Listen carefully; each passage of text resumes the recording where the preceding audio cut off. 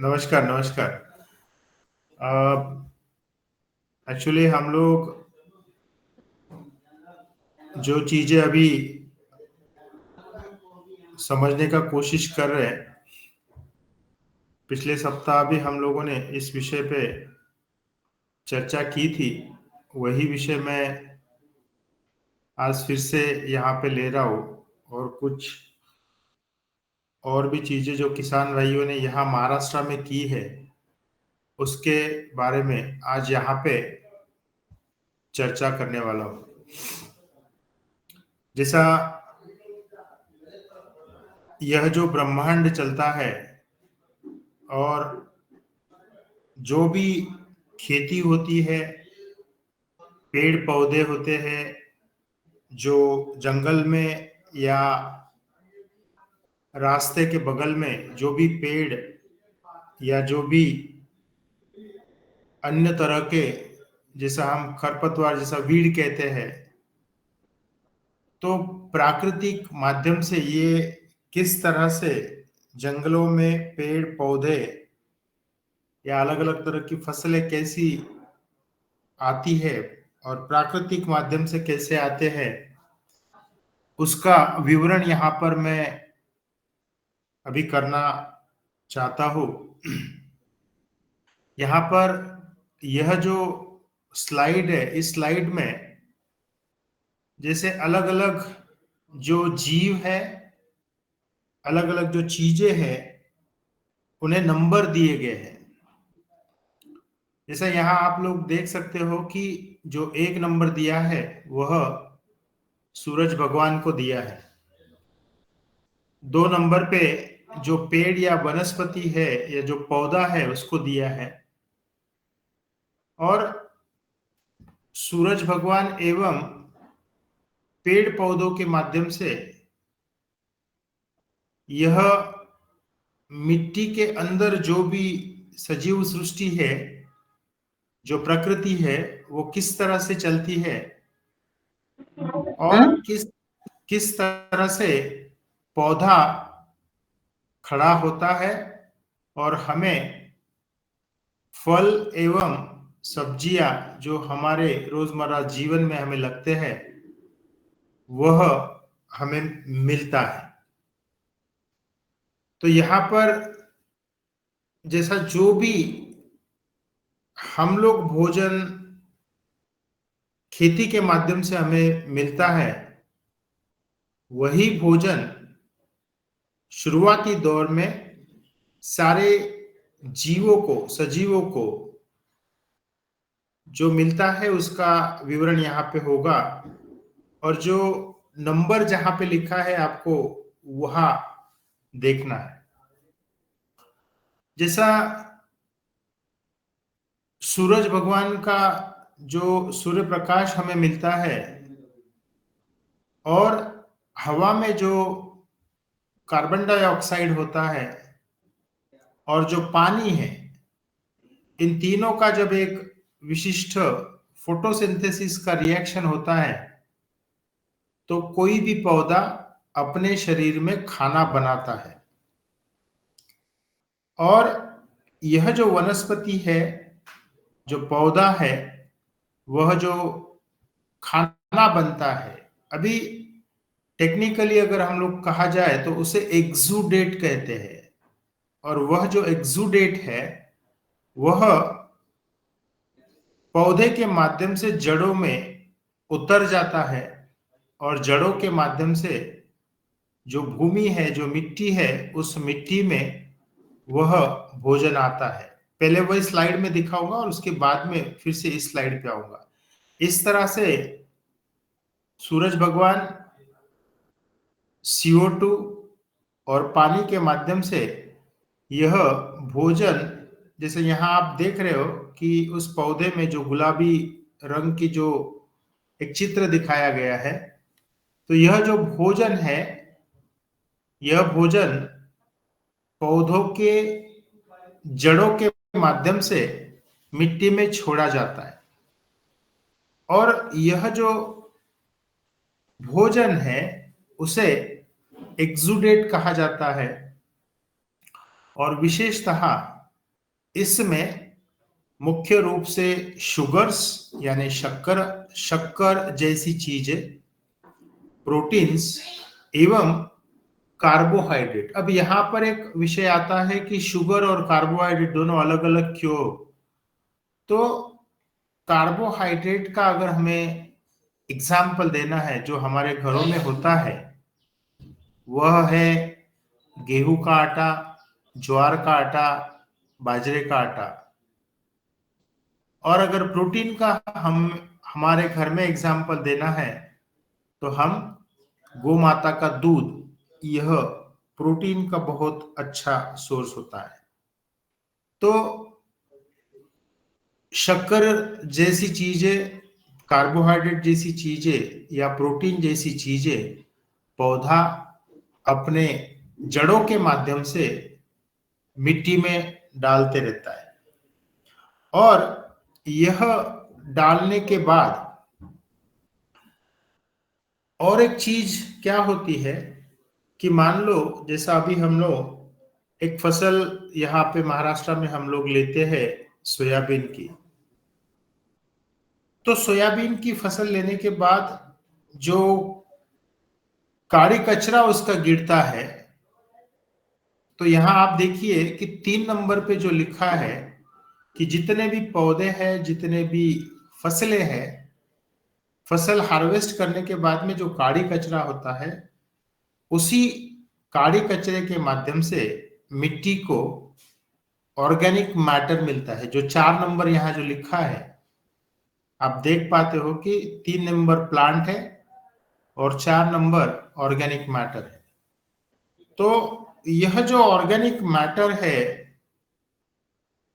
पौधे का या पेड़ का, जो भी काड़ी कचरा है उसमें का जो ऑर्गेनिक मैटर है, यह भी, और जो पौधे ने अपने जड़ों के माध्यम से जो चीज डाली है, वह सूक्ष्म जीव, विशेषतः यहां देखिए 5 नंबर पे बैक्टीरिया लिखा है, 6 नंबर पर फंगस लिखा है, फंगाई। तो बैक्टीरिया एवं फंगाई यानी बुरशी या फफूंद हम कहते हैं। तो जीवाणु एवं फफूंद, यह जो भोजन उपलब्ध हुआ है मिट्टी में, उसे भोजन के स्वरूप में लेते हैं। और यहाँ पे आप देखते हो कि जड़ों के पास में जो बैक्टीरिया है एवं जो फफूंद है, फंगस है, वह पेड़ पौधों की जड़ों को पूरी तरह से सुरक्षित करती है और किसी भी तरह का बीमारी फैलाने वाले जीवों को या कीड़ों को या निमैटोड जैसी चीजों को दूर रखते हैं। लेकिन कुछ कुछ जीव ऐसे हैं जो उपयुक्त भी है और कुछ जीव अड़चन वाले भी है। और उन सभी से, यानी जो अड़चन वाले हैं, उन सभी से ये सूक्ष्म जीव किसी भी पौधे की जड़ों को बचाते हैं। अब यहां हम लोग देख पा रहे हैं कि वो पूरा जाल उस जड़ के आसपास दिख रहा है और यह सूक्ष्म जीवों का जाल उस जड़ों को प्रोटेक्शन या संरक्षित करता है। और जैसा मैंने कहा कि जो न्यूट्रिएंट पौधे ने मिट्टी के अंदर डाला या जो न्यूट्रिएंट ऑर्गेनिक मैटर के माध्यम से मिट्टी में आए हैं, तो उन न्यूट्रिएंट में मुख्यतः nitrogen, phosphorus, potassium, magnesium, zinc, ये जो अलग अलग तरह के सारे न्यूट्रिएंट हैं, वो सारे सूक्ष्म जीवों के शरीर के अंदर चले जाते हैं। यानी जो न्यूट्रिएंट पौधे को या पेड़ को चाहिए, वह न्यूट्रिएंट जड़ों में सूक्ष्म जीवों के शरीर में जाते हैं। और जब सूक्ष्म जीवों के शरीर में यह न्यूट्रिएंट जाता है तो वह न्यूट्रिएंट लीच आउट नहीं होता है। लीच आउट का मतलब वह मिट्टी में से नीचे जल स्रोत में या ऊपर हवा में वायु स्रोत के माध्यम से नहीं जाता है। अब इन्हीं छोटे सूक्ष्म जीवों को यानी बैक्टीरिया को एवं फंगस को बड़े वाले जो जीव है, यानी यहाँ पे आप देख सकते हो कि बड़े वाले जीव यानी प्रोटोजोआ और कुछ जो निमैटोड जो अच्छे होते हैं वे इन सूक्ष्म जीवों को खाते हैं। यहाँ आप इस स्लाइड में देख सकते हो कि जहां 7 नंबर, 8 नंबर और 9 नंबर यानी प्रोटोजोआ, निमैटोड या मित्र कीटक, यानी यह सारे जितने भी सूक्ष्म जीवों से बड़े वाले जीव है वे सारे जीव इन सूक्ष्म जीवों को अपना भोजन के स्वरूप में खाते हैं। और यहां देखिए कि जो एक जैसा केचुआ जैसा जो चीज दिख रहा है जिसे मैं निमैटोड कह रहा हूं, वह जो निमैटोड है वह सूक्ष्म जीवों को खाने के बाद अपनी जो विष्ठा है, जो ड्रॉपिंग्स है वह डालता है, जो पीले पीले दाने यहां आपको दिख रहे हैं। और वही जो वेस्ट है, जो निमैटोड का वेस्ट है, जो प्रोटोजोआ का वेस्ट है, उस वेस्ट के माध्यम से अलग अलग तरह के न्यूट्रिएंट, फिर वह नाइट्रोजन होवे, फॉस्फोरस होवे, पोटेशियम होवे, मैग्नीशियम होवे, जिंक, फेरस, ये सभी तरह के न्यूट्रिएंट जो पौधे की जड़ों को लगते हैं वे सारे इस निमैटोड एवं प्रोटोजोआ या मित्र कीटक के वेस्ट में से मिट्टी में और विशेषतः पौधे के जड़ के पास में ही छोड़ा जाता है। यानी आप देखिए कि यह जो विशिष्ट प्रक्रिया है, यह प्रक्रिया प्रकृति किस तरह से बहुत अच्छी तरह से करते रहती है। और आप सोचिए कि यह जो रिएक्शन है, यह रिएक्शन होने के लिए यानी पौधे ने जो भोजन अपने शरीर में बनाया वह भोजन मिट्टी में डालना और मिट्टी में के सूक्ष्म जीवों ने विशेषतः बैक्टीरिया एवं फंगस ने उसे उठाना, अपने शरीर में डालना एवं इन छोटे सूक्ष्म जीवों को बड़े वाले जीव जैसा निमैटोड, प्रोटोजोआ या मित्र कीटक वे खाते हैं। अब आप यहां यह जो चीज मित्र कीटक को खाकर जो वेस्ट निकलता है वह अपने जो वेस्ट के माध्यम से नाइट्रोजन एवं अन्य अन्य द्रव्य वही जड़ों के पास में डालते हैं और वह जो न्यूट्रिएंट अवेलेबल होते हैं जड़ों के पास में, वह न्यूट्रिएंट पौधा आसानी से उठा सकता है। और यहीं पर इस जो सृष्टि का या सजीव सृष्टि का महत्व दिखाया गया है। और यह जो रिएक्शन होता है कि भोजन बनाने से फिर से भोजन उठाने के लिए सिर्फ 3 सेकंड का समय लगता है।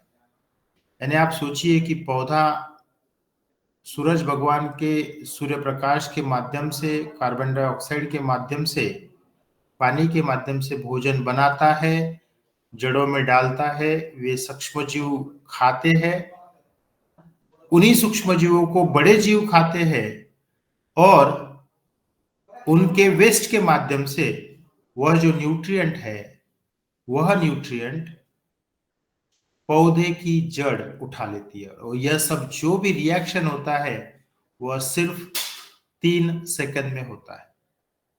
और एक जो नई चीज जो अभी सामने आ रही है, जैसा हम लोग कहते हैं कि किसी भी पौधे को, किसी भी वनस्पति को 16 या 17 तरह के न्यूट्रिएंट लगते हैं, लेकिन 1960 के समय जो ग्रीन रिवॉल्यूशन हुआ उसके माध्यम से एक चीज सामने आई कि किसी भी फसल को नाइट्रोजन, फास्फोरस एवं पोटेशियम, ये 3 न्यूट्रिएंट की जरूरत होती है।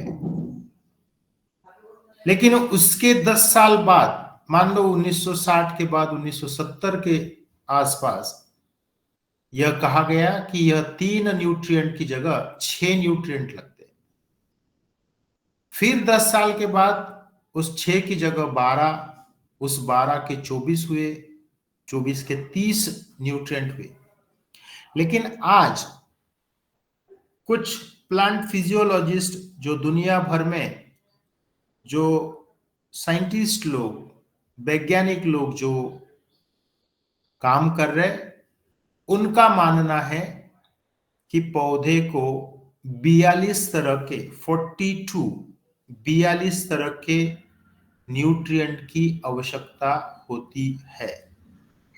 लेकिन जैसा हम लोगों ने 10वीं कक्षा या 12वीं कक्षा में एक पीरियोडिक टेबल नामक चीज सीखी है, जिसमें अलग अलग तरह के न्यूट्रिएंट मेटल्स ये दिए गए हैं। तो यह जो सफर शुरू हुआ 3 अलग तरह के न्यूट्रिएंट के साथ, आज 42 तरह के न्यूट्रिएंट लगते हैं, ऐसा वैज्ञानिकों का कहना है। और मेरा ये स्पष्ट रूप से कहना है कि प्रकृति को हम लोग नहीं समझ सकते। हम कितना भी अपनी खोज कर ले, प्रकृति अपना एक विशिष्ट रूप दिखाती है और प्रकृति के माध्यम से जो भी चीजें धीरे धीरे जो भी चीजें सामने आ रही है, यह चीजें हमें सीखना भी जरूरी है। अब यहां पर जैसा मैंने कहा है कि यह जो रिएक्शन हो रहा है, यह रिएक्शन सिर्फ 3 सेकंड में होता है। तो यहां पर एक प्रश्न आता है कि अगर जंगल में जिस तरह से किसी भी तरह का खाद या किसी भी तरह दवाई का छिड़काव नहीं होता है, तो जंगल क्या पेड़ एवं जंगल की वनस्पति किस तरह से डेवलप होती है, या रास्ते के बगल में जो वीड डेवलप होता है वह किस तरह से अपने आप खड़ा होता है बिना खाद के, बिना दवाई के छिड़काव के। तो यही प्रकृति में होते रहता है। और मुझे ऐसा कहना है कि यह जो किसी भी तरह की मिट्टी होवे, फिर वह महाराष्ट्र की होवे, उत्तराखंड की होवे, पंजाब की होवे, या और अन्य किसी भी राज्य की या किसी भी देश की मिट्टी होवे, उस मिट्टी में अलग अलग तरह के तत्व एवं भोजन युक्त जो न्यूट्रिएंट है वे सारे उपलब्ध होते हैं। प्रकृति के माध्यम से ही वे उपलब्ध होते हैं। लेकिन यहां पे गड़बड़ क्या हुआ, यानी 1960 के दशक से हम लोगों ने ग्रीन रिवॉल्यूशन के माध्यम से जो केमिकल फर्टिलाइजर आए, और विशेषतः नाइट्रोजन, फास्फोरस एवं पोटेशियम, यह जो न्यूट्रिएंट है, बस उसी न्यूट्रिएंट को हम लोगों ने डाला है। और जितने भी वह न्यूट्रिएंट थे, मान लो यूरिया के माध्यम से, डीएपी के माध्यम से या 19-19-19 के माध्यम से आर्टिफिशियली सिंथेसाइज केमिकल फर्टिलाइजर हम लोगों ने डाले और इन्हीं केमिकल फर्टिलाइजर ने यह जो मिट्टी में, यहां जो मैं आंकड़े जहां दिखा रहा हूं, फिर वो सूक्ष्मजीव बैक्टीरिया या फंगस जैसे होवे या उनसे बड़े वाले जीव प्रोटोजोआ या निमेटोड जैसे या मित्र कीटक जैसे होवे या उनसे बड़े वाले जीव जो पंछी होते हैं या पशु होते हैं, उन सभी पर, उन सभी के भोजन के ऊपर इस नाइट्रोजन, फास्फोरस एवं पोटेशियम का असर हुआ है।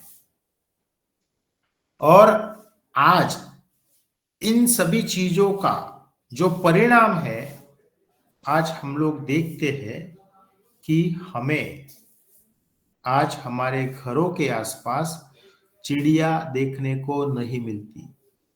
हमें अलग अलग तरह के पंछी एवं अलग अलग तरह के पशु हमें देखने को नहीं मिलते।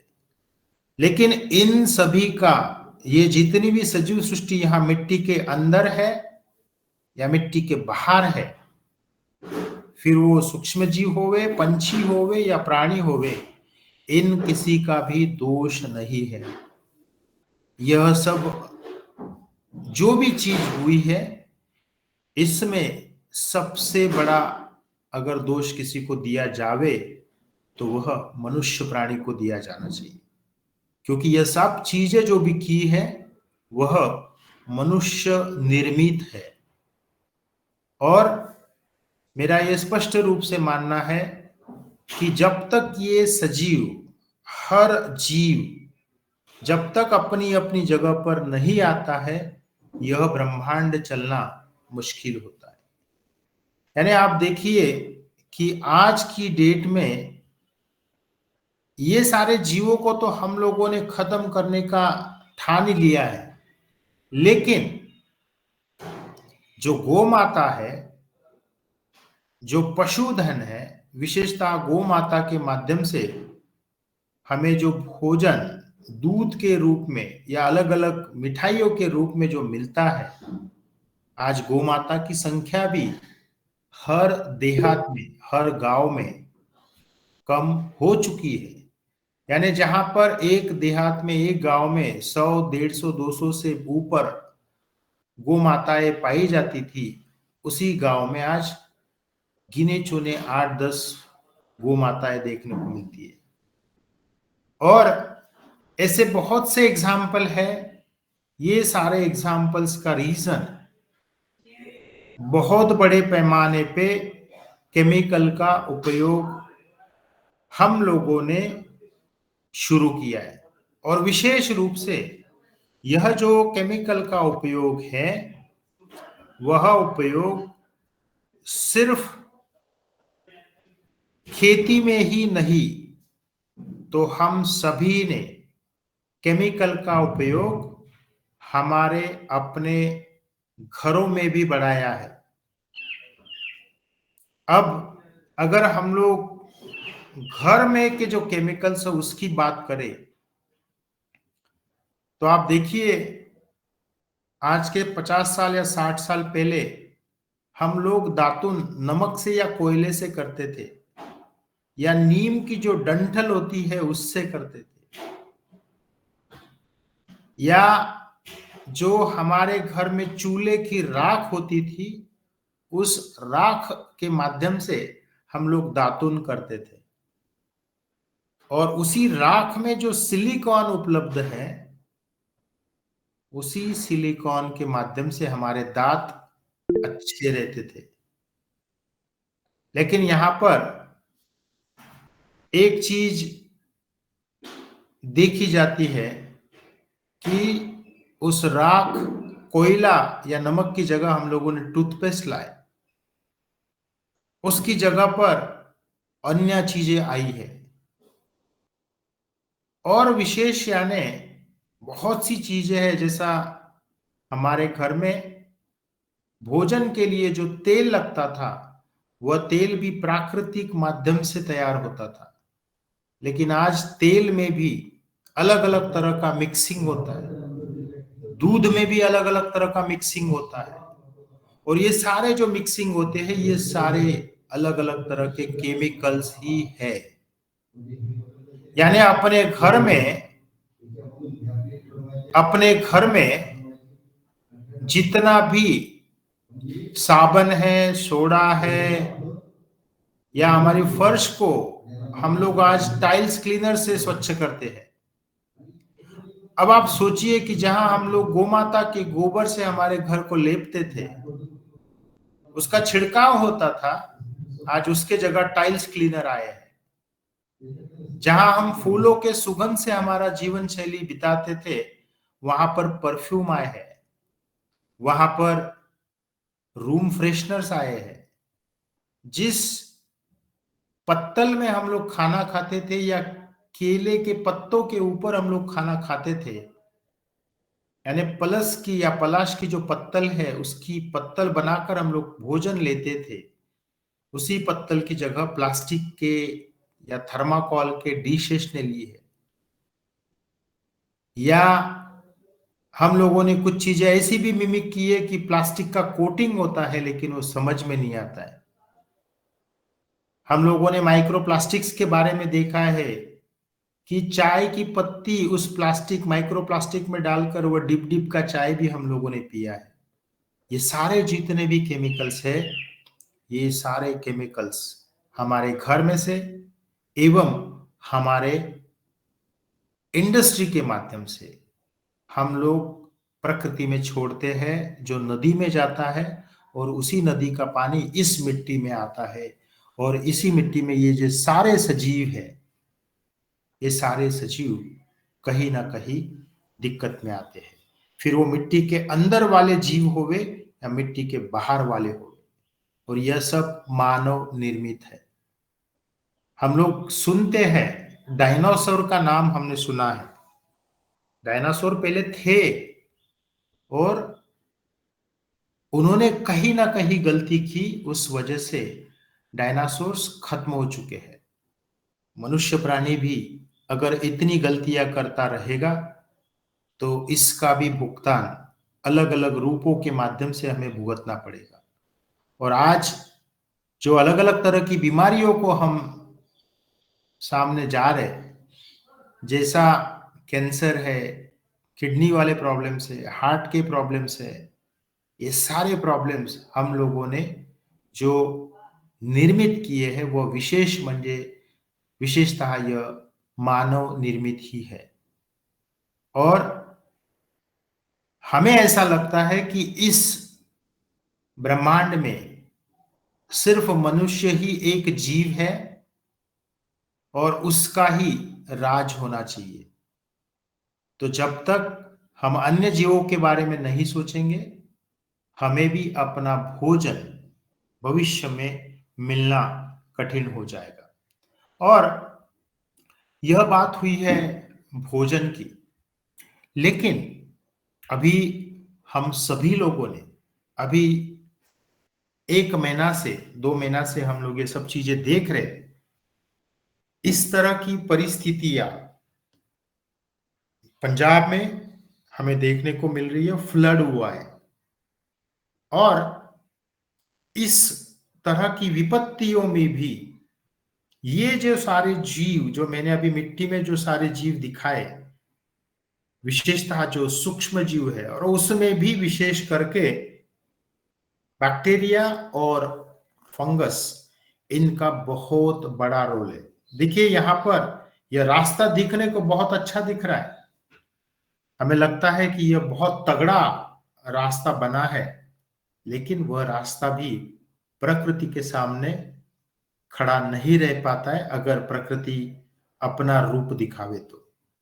और यहां हम लोग देख सकते हैं कि रास्ता टूट गया, लेकिन अगल बगल के जो पेड़ है वे पेड़ नहीं टूटे। यहां पर भी आप इस दूसरे चित्र में भी देख पाते हो कि जितने भी पेड़ हैं वे सारे पेड़ खड़े हैं, वे नहीं टूटे, पर जो रास्ता है, जो सीमेंट कंक्रीट की रास्ता है, वह रास्ता उखड़ गई।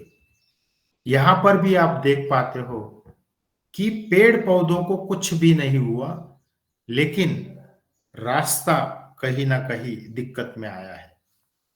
अब यह चीज होने का जो एक बेसिक रीजन है कि पौधा क्यों नहीं टूटा, पेड़ क्यों नहीं टूटा, तो जो जीवाणु एवं बुरशी या फंगस या और भी अन्य जो जीव है, वे सारे जीव मिट्टी के अंदर एक जाल बनाते हैं, और उस जाल को यह सारे पौधे अटैच्ड होते हैं, ये सारे पौधे उससे जुड़े होते हैं, और वही ताकत इस पेड़ को गिरने नहीं देती। यानी आप समझ सकते हो कि इसी तरह अगर हम लोग अपनी जीवन शैली भी रखें, तो मुझे ऐसा लगता है कि जो प्रकृति का जो रूप हम आज पंजाब या उत्तराखंड में जो देख रहे हैं, वह हमें भविष्य में देखने को नहीं मिलेगा। और एक सिंपल सा एग्जाम्पल जो हमारे सबके घरों में आज को देखने को मिलता है, जैसा गेहूं के माध्यम से ही, गेहूं के आटे के माध्यम से ही मैदा, और मैदे से ही ब्रेड बनता है। अब गेहूं के आटे में और ब्रेड में डिफरेंस क्या है? तो ब्रेड में फर्मेंटेशन के माध्यम से सूक्ष्म जीवों की निर्मित होती है, और आटे में सिर्फ न्यूट्रिएंट है। सूक्ष्म जीव शुरुआती दौर में होते भी होंगे तो बहुत कम प्रमाण में होते हैं, जितने ब्रेड में होते हैं उतने नहीं होते। तो उसी ब्रेड के ऊपर जब हम लोग पानी डालते हैं, तो ब्रेड उस पानी को सोखता है। वह सोखने का रीजन कि उस ब्रेड में सूक्ष्म जीव होते हैं। और यहां पर लेफ्ट साइड में आप देखते हो, उसी गेहूं के आटे से जो ब्रेड बना है, उस आटे पर पानी डाला तो फ्लड जैसा सिचुएशन लेफ्ट वाले प्लेट में हमें देखने को मिलता है। राइट वाले प्लेट में फ्लड नहीं दिखाई देता है। यानी इन सभी चीजों में सूक्ष्म जीवों का महत्व दिखाई देता है। सिर्फ सूक्ष्म जीव ही नहीं, उससे बड़े वाले जीवों का भी महत्व हमें देखने को मिलता है। और जहां पर पूर्व परिस्थितियां यहां देखने को मिलती है, जहां पे भी बाढ़ आती है, हम समझ सकते हैं कि उस बाढ़ आने के बाद में जो परिस्थितियां होती है, यानी जिंदगियां बिखर जाती है। और विशेष रूप से मान लो अभी पंजाब में या उत्तराखंड में जो भी बाढ़ आई है, बाढ़ जाने के बाद में 15 या 20 दिनों के बाद में जो चित्र देखने को मिलता है, वह चित्र बहुत बुरा होता है। क्योंकि पानी तो निकल गया, लेकिन जो कीचड़ फंसा होता है और उसके माध्यम से जो बीमारियां फैलती है, यानी जैसा मैंने कहा है कि हम लोग हमारे घरों में जो भी चीजों का मैंने अभी विवरण किया कि प्लास्टिक है या अलग अलग तरह के केमिकल्स, ये सारे केमिकल्स उस बाढ़ के माध्यम से गली गलियों में देखने को मिलते हैं। और वही केमिकल्स का फिर रिएक्शन होता है उस कीचड़ के माध्यम के जो सूक्ष्म जीव होते हैं उनके साथ में, और वही जो परिस्थितियां है अलग अलग तरह के बीमारियों को निर्मित करती है। और यही नहीं तो हम लोगों ने और भी जो चीजें की है, यानी हम लोगों ने पेड़ों को काटा है। यानी यहाँ जितने भी गणमान्य उपस्थित है और जिनकी उम्र 70 साल के ऊपर है या 65 साल के ऊपर है, उन सभी ने ऐसा चित्र उनके बचपन में देखा है 60 साल पहले, कि हम लोग हमारे गांव से अगर किसी जिले के जगह पे जाते थे तो रास्ते के बगल में पेड़ पौधे हमें देखने को मिलते थे, बड़े बड़े पेड़ हमें देखने को मिलते थे। लेकिन आज उसी पेड़ की कटाई करके हम लोगों ने रास्ते बनाए, और यही जो सजीव सृष्टि हम लोगों ने खत्म की, उसी का आज भुगतान हो रहा है। जैसा इस तरह का जो माहौल होता था कि रास्ता है लेकिन रास्ते के अगल बगल में पेड़ और पौधे हैं, तो वहां का जो टेम्परेचर है वो बहुत प्लेजेंट होता था। और आज मिट्टी को भी हम खुला छोड़ देते हैं, बंजर छोड़ देते हैं, बेयर सॉइल। तो मिट्टी अगर खुली रह जावे तो अपने मिट्टी का टेम्परेचर 5 डिग्री से बढ़ जाता है। और हम लोगों ने और भी प्रगति की, बड़े बड़े रास्ते बनाए, यानी महाराष्ट्र में समृद्धि और हर तरह पे समृद्धि जैसे महामार्ग बने हैं। और इतना ही नहीं, वह जरूरी है, इन सब चीजों की जरूरत 100% है। लेकिन आज देखिए, हम लोगों ने हमारे घरों के बगल में, हमारे कॉलोनी में फुटपाथ भी इसी सीमेंट के ब्रिक्स के बनाए। और इसका असर क्या हो रहा है? तो जो पानी मिट्टी के अंदर, जमीन के अंदर जाना चाहिए, जो बारिश का पानी होता है, वह इस सीमेंट के माध्यम से जमीन के अंदर नहीं जाता है। और मेरा स्पष्ट रूप से मानना है कि हमें जितनी जरूरत है उतना ही वह चीजें होनी चाहिए। और हमें पौधा, पेड़, सूक्ष्म जीव एवं अलग अलग तरह के जीवों को भी जीने का हक है। जैसा हम लोग हमारे डाइट के बारे में सोचते हैं, उसी तरह अन्य जीवों का भी अपना एक डाइट होता है, उसके बारे में हमें सोचना जरूरी है। जैसा जहां पे भी हम ये सीमेंट का ब्रिक्स लगाएंगे तो उस एरिया का टेम्परेचर 12 डिग्री से बढ़ जाता है। जो हाईवेज होते हैं, उस हाईवेज का टेम्परेचर अगल बगल में जो जो भी पेड़ पौधे हैं, जंगल है, उससे 12 डिग्री बढ़ जाता है। और उसी वजह से अगर रास्ता बनाया है तो उसके जगह पे पेड़ पौधा भी बनाना जरूरी होता है, उसे डेवलप करना जरूरी होता है, ताकि उसका जो तापमान है वह कम होता है।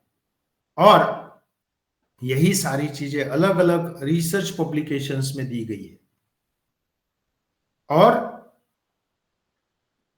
यह टेम्परेचर जो बढ़ रहा है, जो 5 डिग्री या 12 डिग्री से जहां पे सीमेंटीकरण हुआ है, जैसे सीमेंट जहां जहां पे भी यूज हुआ है वहां पर टेम्परेचर बढ़ जाता है, उस एरियाज का टेम्परेचर बढ़ जाता है। और यही चीजें हमें कहीं ना कहीं उसके साथ सोचना है। और हम लोगों ने जो सिर्फ नाइट्रोजन, फास्फोरस, पोटेशियम जो हमने खेतों में दिया है, उसकी जगह पे इन तरह के जो न्यूट्रिएंट है, जो हम लोग पिछले ऑलमोस्ट 1 महीना 1.5 महीना से हम लोग चर्चा कर रहे हैं कि हमारे घर का जो नवधान का आटा है, उस नवधान के आटे के माध्यम से इस तरह के दवाई या खाद, न्यूट्रिएंट हम लोग बना सकते हैं। जैसा नवधान आटा एवं पानी, नवधान आटा के साथ में छाछ, नवधान आटा के साथ में वर्मी वॉश, नवधान आटा के साथ में ट्राइकोडर्मा, ऐसे अलग अलग तरह के प्रिपरेशंस हम लोग डालकर इस तरह का भोजन मिट्टी में उपस्थित सूक्ष्म जीव या उससे बड़े वाले जो जीव है उनको हम लोग दे सकते हैं। और यही चीजें अगर हम लोग करेंगे तो हमें कहीं ना कहीं एक अच्छा प्रकृति और अच्छी तरह की चीजें हमें देखने को मिलेंगी।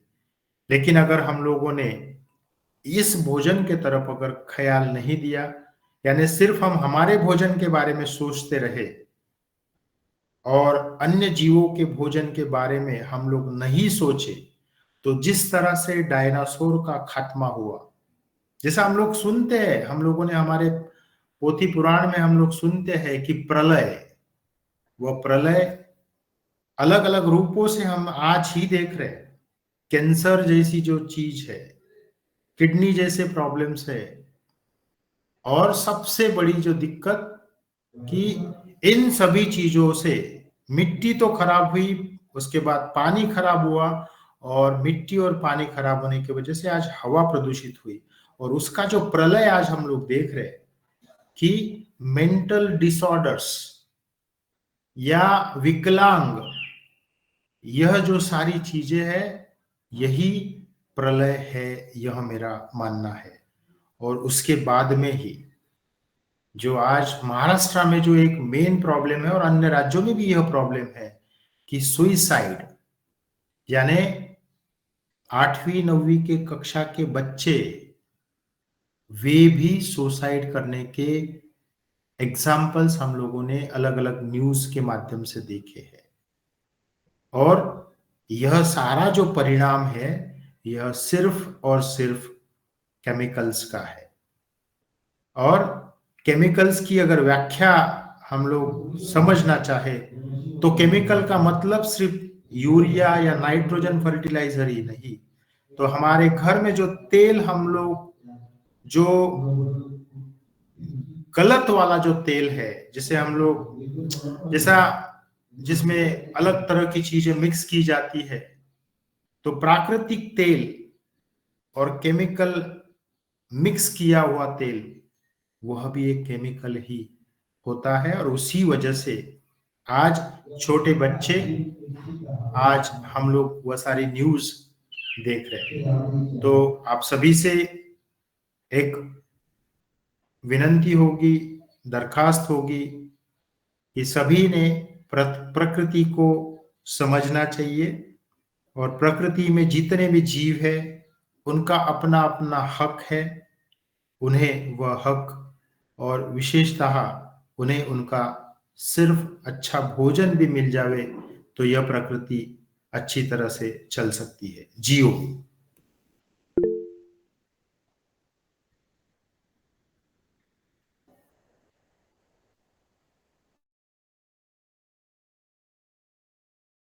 जी आदरणीय, राकेश गौर जी का हैंड रेज है और मेरा भी, तो मैं राकेश गौर जी को पहले बुलाता हूँ, वो अपनी बात कहें।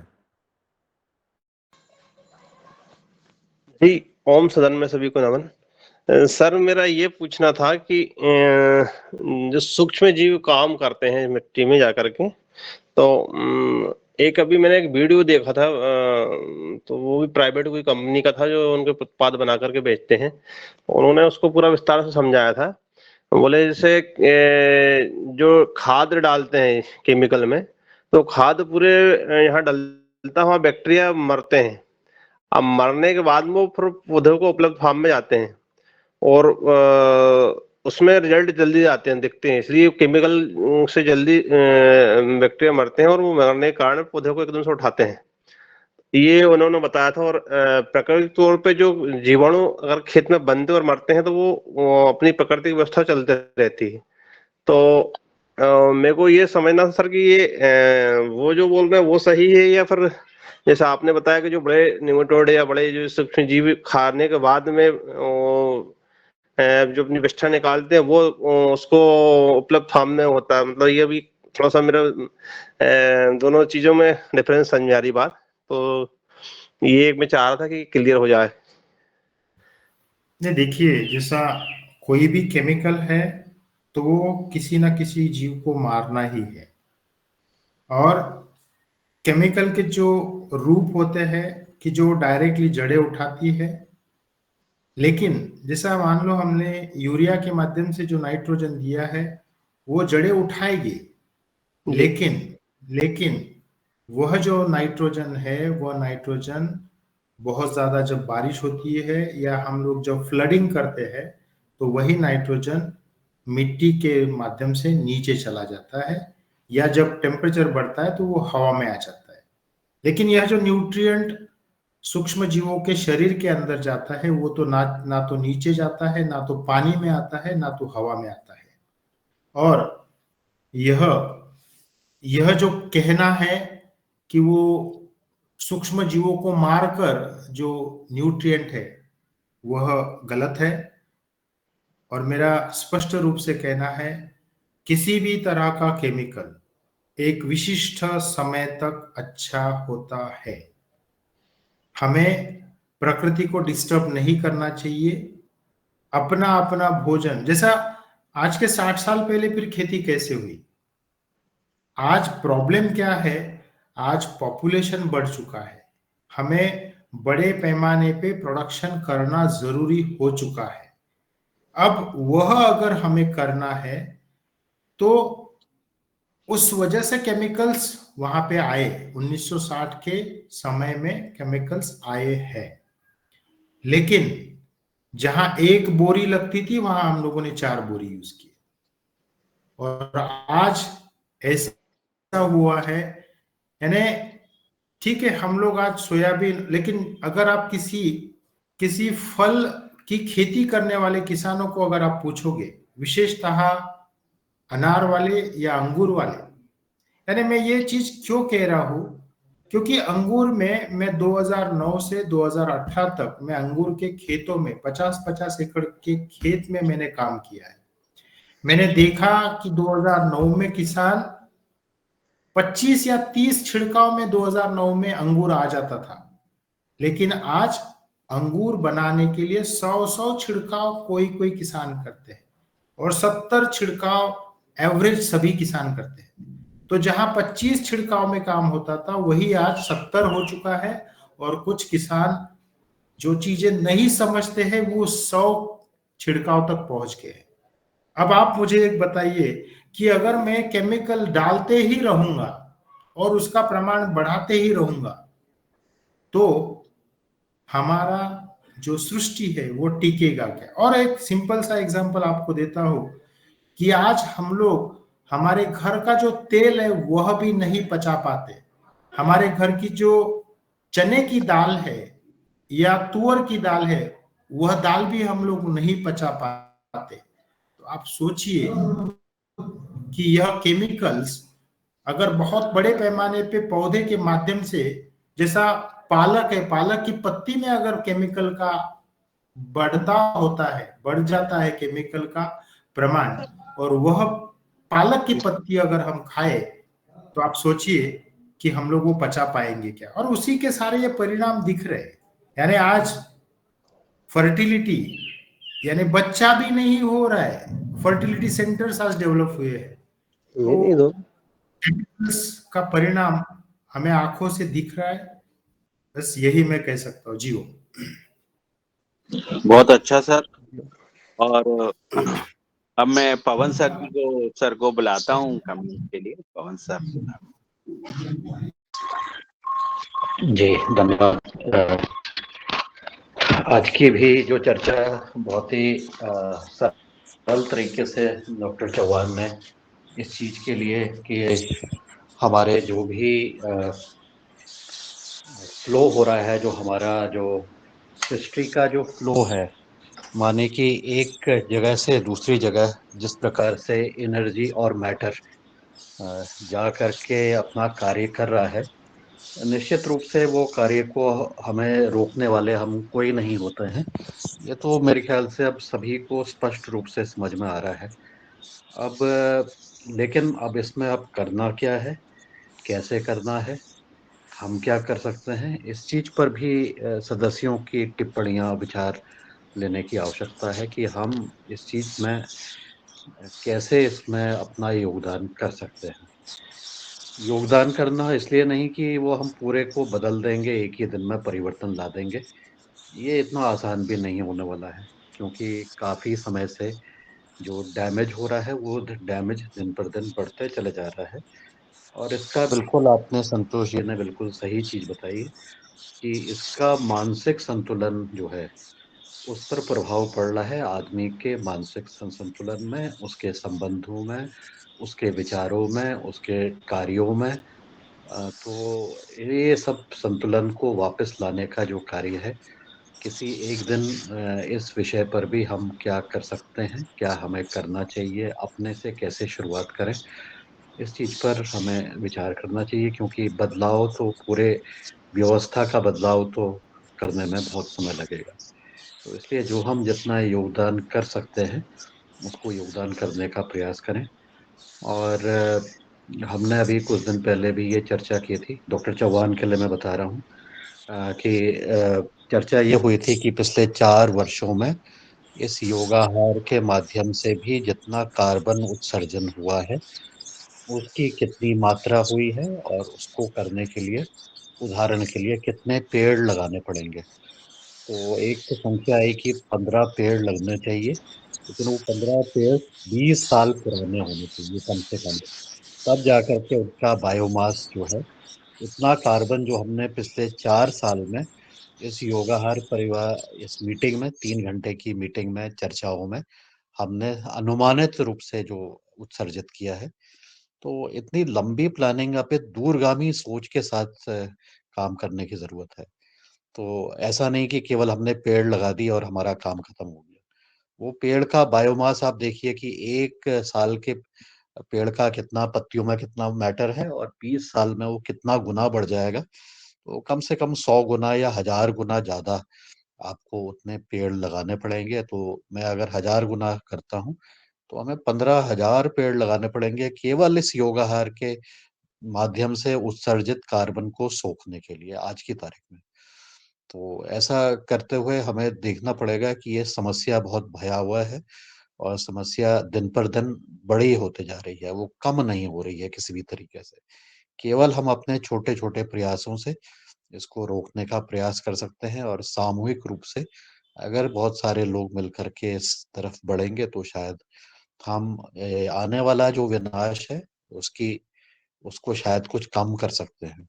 लेकिन जिस प्रकार से हम आगे बढ़ रहे हैं, उसमें तो आगे हमें चीज़ें जो है बहुत पॉज़िटिव होते हुए नहीं दिखाई दे रही जल्दी से। तो हम अपनी तरफ से सब प्रयास जो भी कर सकते हैं, उसको करने का प्रयास करें। यही मेरा कहना है, यही मेरा मानना है, यही मैंने सीखा भी है। सीखा भी इसी योगाहार परिवार के द्वारा, विभिन्न एक्सपर्ट्स के द्वारा बताई गई बातों के माध्यम से ही सीखा है। तो ये चीज़ें अब बिल्कुल स्पष्ट हो रही है, जो हम अनुभव कर रहे हैं, देख रहे हैं और जो हमें विचार जिस प्रकार से आ रहे हैं। मेरा सभी से आह्वान है कि हम सब इस चीज़ पर सोचें, विचारें, कुछ कार्य करने का प्रयास करें, जितना हो सकता है। और उसके माध्यम से जो भी कुछ अच्छा हम कर सकते हैं, उसकी तरफ हम बढ़ें। जी, मैं अपनी वाणी को विराम देता हूँ, अपना बात बंद करता हूँ। जी, धन्यवाद। ओम।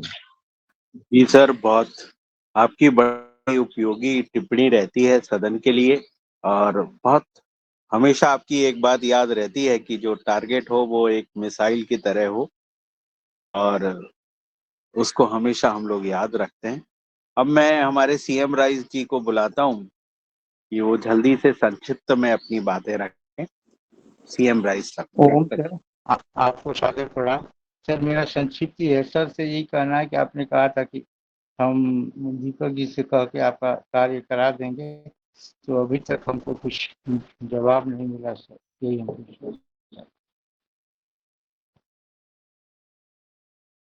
हम ठीक है सर, मैं आज शाम को आपसे फोन पे बात करता हूँ सर।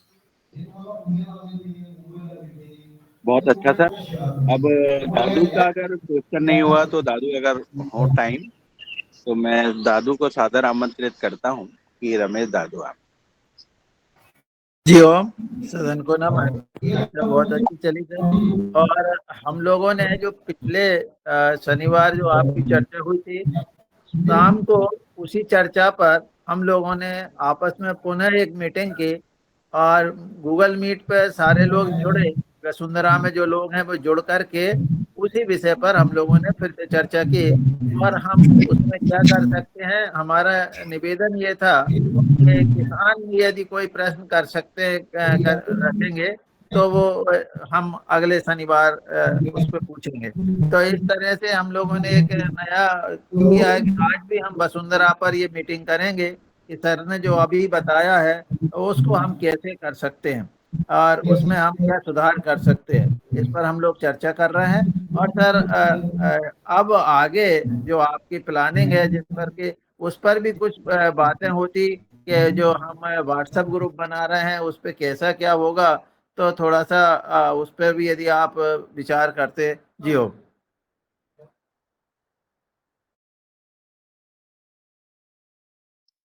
जी बहुत अच्छा दादू। मैं संतोष सर जी को बुलाता हूँ कि सर।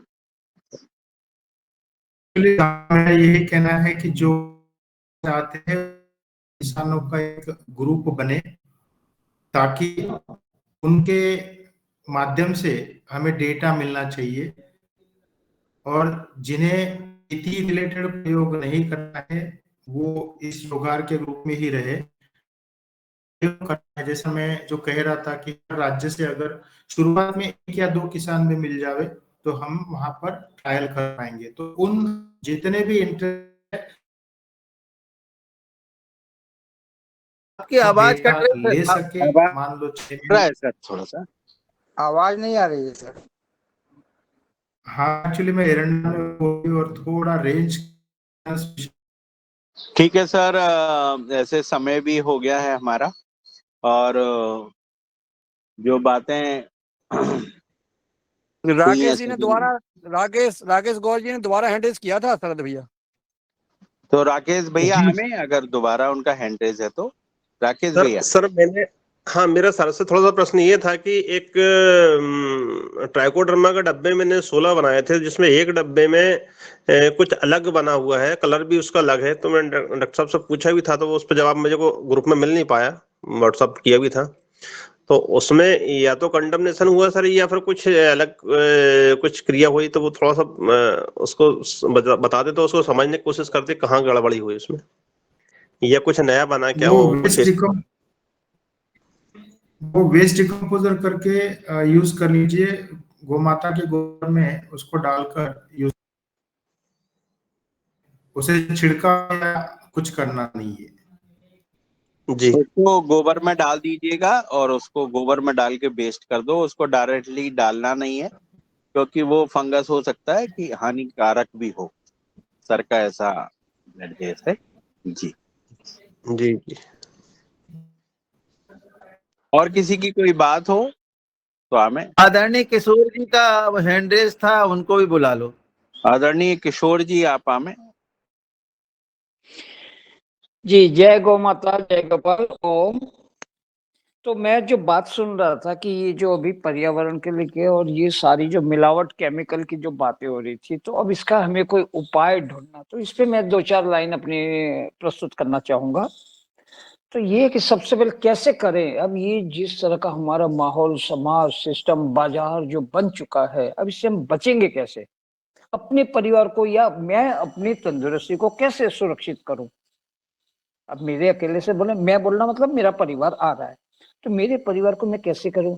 और कुछ संशोधन ऐसे हुए हैं कि भाई ये जो बीमारी जो हमारे भारतीय समाज में हर परिवार में जो आ चुकी है, इसका सबसे पहला एक कारण है कि ये जब से पहले हमारे यहाँ घानी का तेल चलता था, जैसी घानियां थी, जब से मिल्क के डब्बे घर में आने शुरू हुए, सरकार ने मिलावट की इजाजत दे दी है, आप मिलावट करो, क्योंकि जो हमारा शुद्ध तिलहन है वो उतना उत्पादित होता ही नहीं है। ये झूठ बोलते हैं आंकड़े सारे। अब क्या, आप मिला दो, लिख दो 100%। अगर कोई आएगा कंप्लेन लेके तो लैबों को इंस्ट्रक्शन दिया है 35% मिलावट है, उसको भी प्रमाण कर दो भाई ये तेल आपका शुद्ध है। क्योंकि आपको और मेरे को तो कोई ज्ञान है नहीं कि हम इसको बोले नहीं नहीं नहीं भैया लैबिस्ट, अरे व्यवसाय तुम भैया साइंटिस्ट गलत कर रहे हो, टेक्नीशियन तुम मुझे गलत समझा रहे हो, कैसे करें, मेरे को तो ज्ञान है नहीं। और आप हो मेरे वो लैब वाले, अब आप टेक्नीशियन के तौर पे मुझे जो रिपोर्ट दोगे मैं मान लेता हूँ।